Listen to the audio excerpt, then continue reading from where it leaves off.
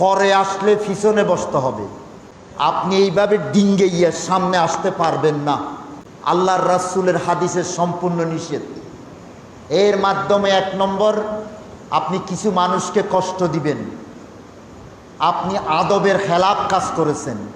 আদবের খেলাপ কাজ হবে, মানুষ কষ্ট পাবে আপনার কারণে। কওজন আমি তো ফাঁক করছি, আপনি ফাঁক করার অধিকার আপনার কে দিয়েছে? এবং হাদিসে রাসূলের স্পষ্ট ভাষা, মান তাখাত্তা রিকাবুন নাস ইয়াউমাল জুমআ, জুমার দিন মানুষ যেহেতু বেশি হয়, সেই দিন যেই লোকটা পিছন থেকে সামনে আসবে, মানুষের ঘাড়ের মাঝখান, রেকাব মানে ঘাড়, এই যে আপনি ঘাড়কে অতিক্রম করে আসছেন, রেকাবুন নাস। এটা কি হয়েছে জানো? ইত্তাখাযা জাসরান ইলা জাহান্নাম, তুমি যতটুকু এসেছো এটা জাহান্নামের ফুল ভাড়াইছো তুমি। নাউযুবিল্লাহ।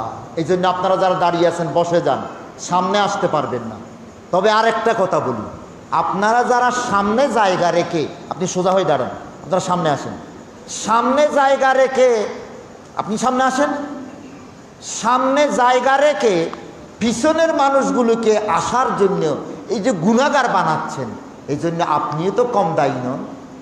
তাহলে আপনারা যারা আসবেন মেহেরবানি করে আগের কাতারে বসে যাবেন।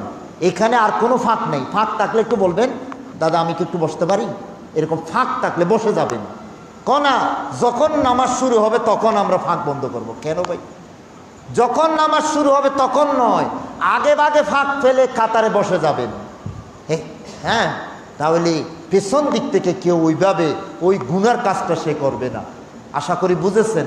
আমরা দুই পক্ষ যেন সতর্ক হই। আল্লাহ তাআলা আমাদেরকে কবুল করুন, আমিন।